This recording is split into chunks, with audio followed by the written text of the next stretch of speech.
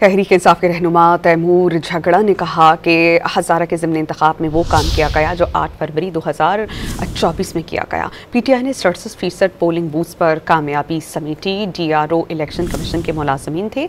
एक कागज़ के बिल पर हरीपुर के अवाम के वोट को ज़ीरो किया गया।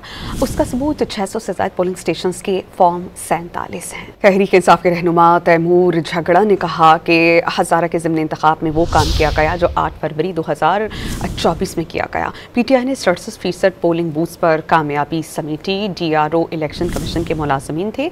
एक कागज़ के बिल पर हरीपुर के अवाम के वोट को ज़ीरो किया गया। उसका सबूत 600 से ज़ायद पोलिंग स्टेशन के फॉर्म 47 हैं। तहरीक इंसाफ के रहनुमा तैमूर झगड़ा ने कहा कि हज़ारा के ज़िमनी इंतखाब में वो काम किया गया जो 8 फरवरी 2024 में किया गया। PTI ने 67% पोलिंग बूथ्स पर कामयाबी समेटी। DRO इलेक्शन कमीशन के मुलाजमीन थे। एक कागज़ के बिल पर हरीपुर के अवाम के वोट को ज़ीरो किया गया।